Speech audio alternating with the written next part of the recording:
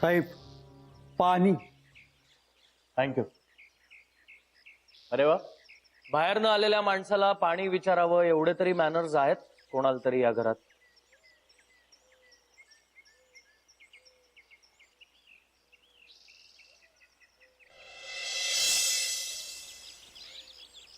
किरण, आज तरी जाऊया ना मृत्युंजय बंगल्यात? हो, मी तुम्हाला तेच विचारायला आले. जाऊया ना? खरंच जाऊया. कधी एकदा गार्गीला बघतोय ना असं झालंय. हो, मला सुद्धा. तुम्हा दोघांची काळजी मी समजू शकते. चला मग मी पटकन तयार होऊन येतो. आपण लगेच निघूया. हो.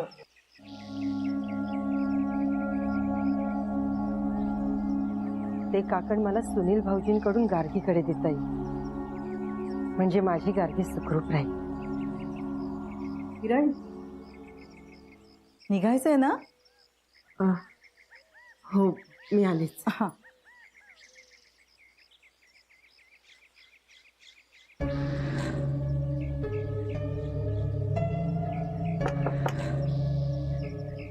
सुरेश,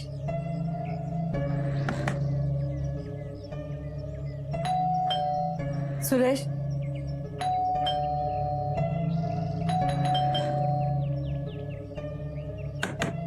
सुरेश दार उघड. सुरेश दार उघड. शोध शोध काकण शोध. शोध शोध काकण शोध. शोध शोध काकण शोध.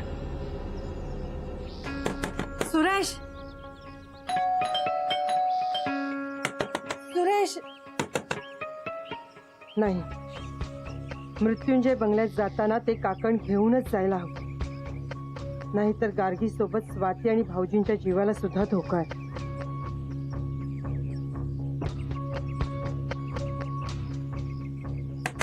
सुरेश, सुरेश.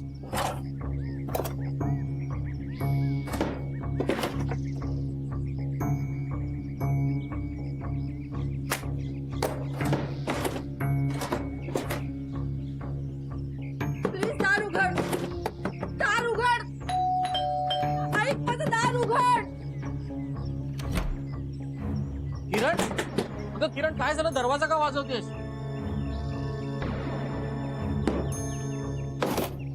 अरे बापरे, आतमध्ये आवाज येतोय. चोर शिरलाय की काय? मी पोलीस कंप्लेंट करतो. भाऊजी, भाऊजी, तुम्ही समजत असं नाहीये काही. Watchman, watchman. स्वाती, तू थांबी बोलते. वॉचमन, ऐक ना. सुरेश, सुरेश, प्लीज दार उघड, नाही तर खूप मोठा तमाशा होईल. आपला मगाचा विषय अर्धवट राहिला. हा पाळणा कोणाला विचारून तुम्ही टेरेसवर टाकला होता? मी टाकला. हे ऐकलं मी मगाशी. कोणाला विचारून त्या पाळण्याला हात लावला असं विचारलं. मराठी कळत नाही का? काय आहे? आमच्या कामात उगाच अडगळ नको म्हणून टेरेसवर टाकला.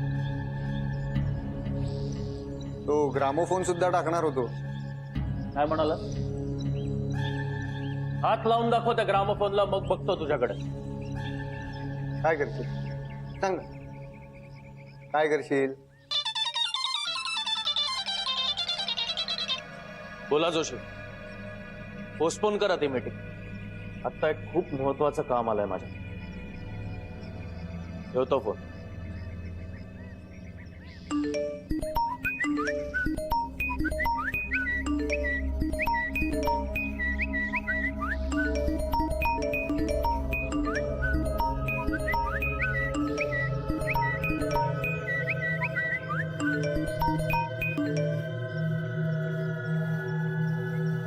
Good one. तुला काय वाटलं? तुझा प्लॅन आम्हाला कळणार नाही? कसला प्लॅन? बघितलंस गार्गी, हा आपल्याला मूर्खात काढतोय. काय बोलतोयस तू? तुझं तुला कळतंय का? इतक्या दिवसांपासून आम्ही इथे आहोत. आम्हाला एक कॉल नाही, एक मेसेज नाही. आणि आता तू आल्यावर अचानक आम्हाला मेसेजेस येत आहेत, नोटिफिकेशन्स येत आहेत. हा तुझा प्लॅन नाही तर काय? जॅमर लावलेस ना? डोक्यावर पडलास का तू? मी कशाला माझ्याच घरात जॅमर लावू? ए खूप झाला ना तुझा. ए तुझं बाद झाला. एक मिनिट, काय चाललंय तुमचं?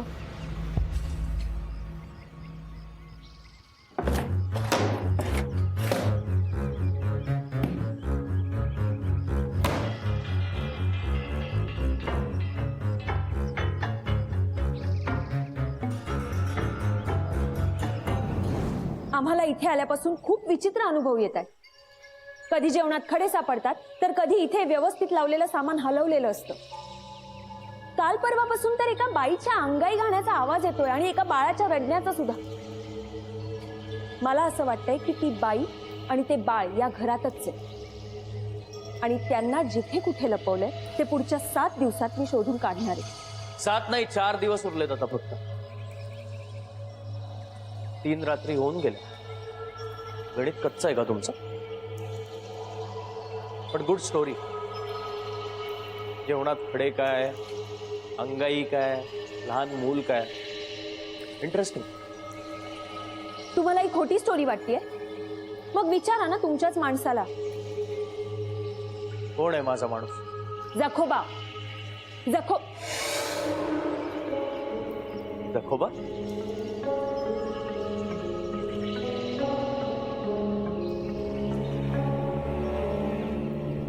अरे आता तर इथे होते, गेले कुठे?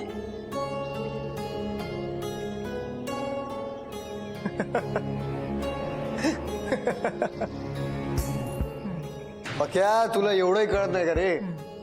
ही सुद्धा मालकांचीच एक ट्रिक आहे. दुसरं काय? 1 मिनिट. ते आत्ता जे पाणी घेऊन आले होते तो माझा माणूस आहे असं वाटतंय का तुम्हाला? हो, ते या घरचे गडी आहेत ना. What nonsense. मला वाटलं तुम्ही ठेवलाय तो माणूस मदतीला.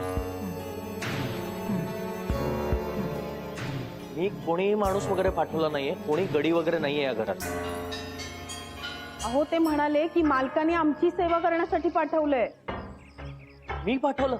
हो, मालकाने पाठवलं याचा अर्थ तुम्हीच पाठवलं ना. आणि आम्हाला हे सुद्धा कळलंय की तुम्ही त्यांच्या थ्रू आम्हाला घाबरवण्याचा प्रयत्न करत होता. मी काय घाबरवलं? एक मिनिट. आपण हे सगळं आत्ताच्या आत्ता क्लिअर करूया. बोलवा त्याला. तो तुझा माणूस आहे ना? मग आम्ही का बोलू? तूच बोलो. तुझ्याशी ना काही बोलण्यात अर्थ नाही. गार्गी, मी कोणताही माणूस इथे गडी म्हणून ठेवलेला नाहीये. कोणालाही मी इथे पाठवलं नाही. आणि तुम्ही म्हणताय त्याप्रमाणे जर तो तुमचा माणूस नाहीये तर तो भलताच कोणीतरी आहे. त्याला आत्ताच्या आत्ता शोधायला हवं. चला, मी मदत करतो तुम्हाला. चला. काय नाव म्हणालास? जखोबा. जखोबा. जखोबा.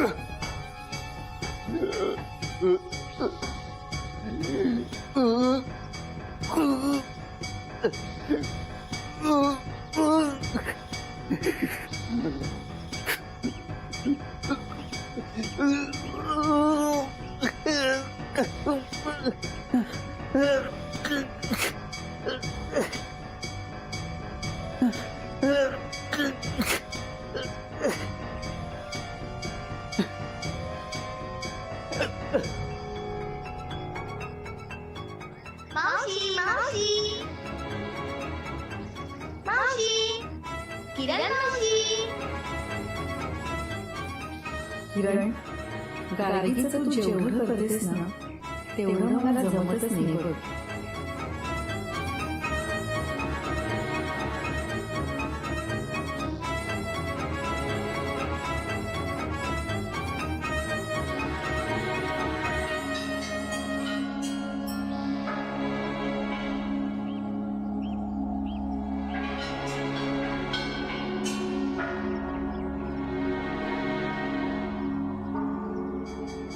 किरण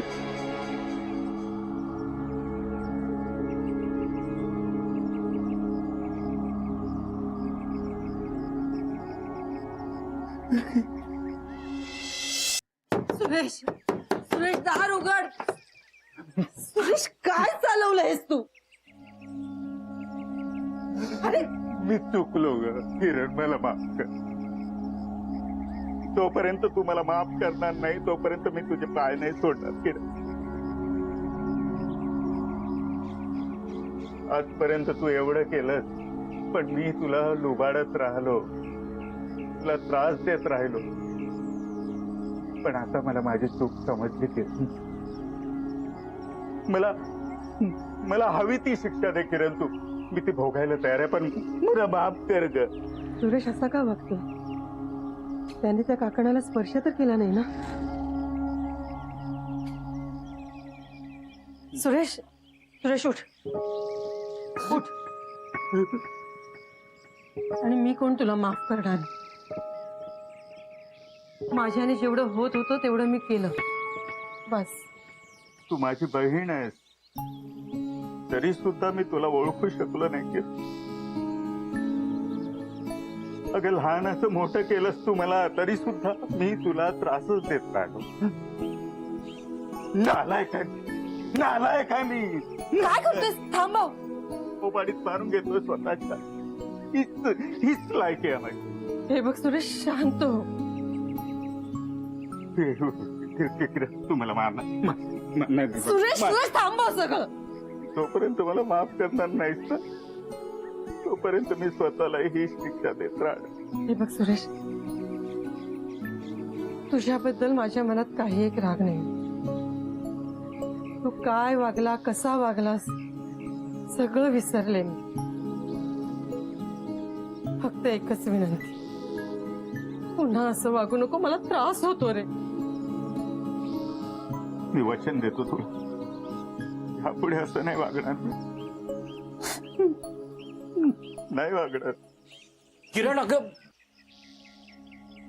हा सुरेश ना? हो हो हो.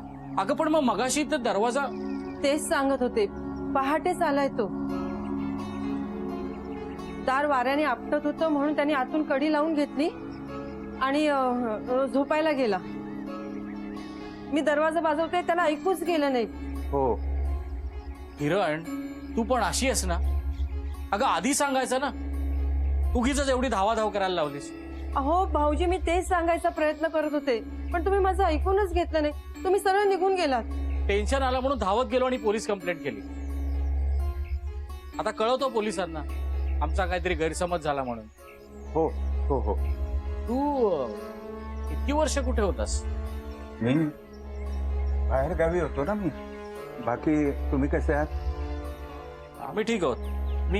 मी कळवतो पोलिसांना. किरण, मी आलेच. सुरेश, हा? एकदा येऊन जा घरी. हो हो.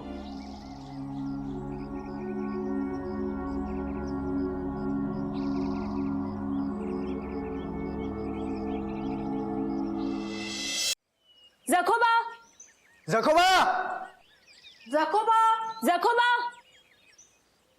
जखोबा, जखोबा, जखोबा.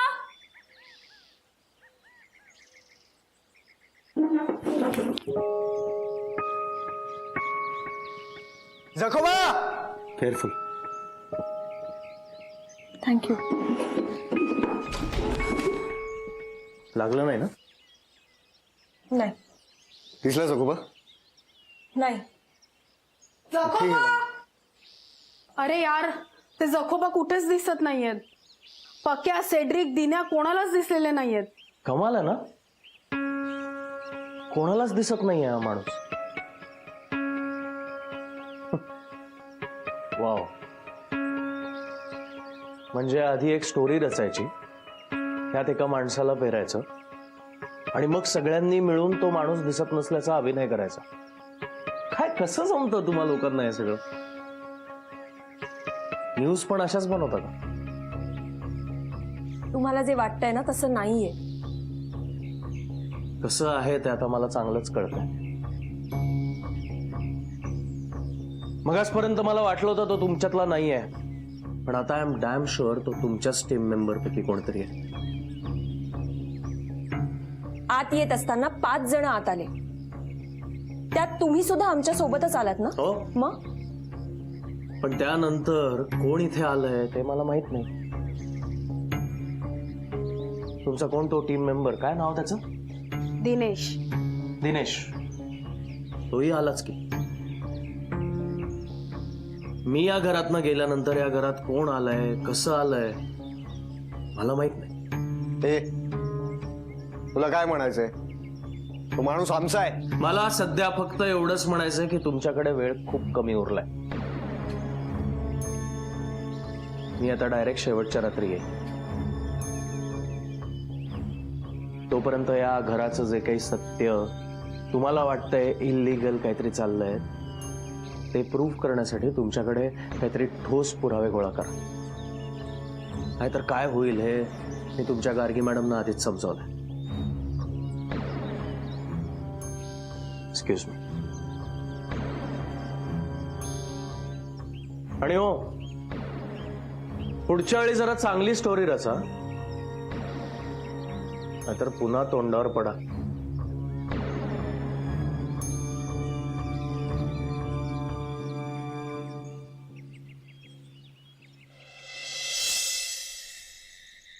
ही शपथ, त्या म्हाताऱ्याने डोक्याला तापच देऊन ठेवलाय. हो ना यार, कुठेच दिसत नाहीये तो. अरे पण जाऊन जाऊन जाणार कुठे आहेत ते? सापडले का जखोबा? सापडले असते तर तुम्हाला आवाज नसता दिला का आम्ही? निलेदा, गार्गी, सापडला का जखोबा? नाही. माझ्या तर सगळं डोक्यावरनं चाललंय यार, काहीच कळत नाहीये मला. नाहीतर काय, दिवसभर शोधला त्याला पण कुठेच सापडला नाही म्हातारा. आपण ना त्याच्याकडून मोबाईल नंबरच घेतला पाहिजे होता. ओके, काय? सॉरी दादा. अरे बापरे, काय झालं? कोणाचा मेसेज आहे? माझ्या बाबांना हॉस्पिटलमध्ये ऍडमिट केलंय. मला घरी जावं लागेल. शपथ रुचिता, हे तू लवकर निघ घरी. अरे पण एवढ्या रात्री मी एकटी कशी जाऊ? आता मी आहे ना सोडायला, तू कशाला टेन्शन घेतेस? एक गार्गी, माझ्या पण पप्पांचा मेसेज आलाय. खूप चिडलेत यार. मी आज घरी नाही गेलो तर घरात घेणार नाही म्हणतायत.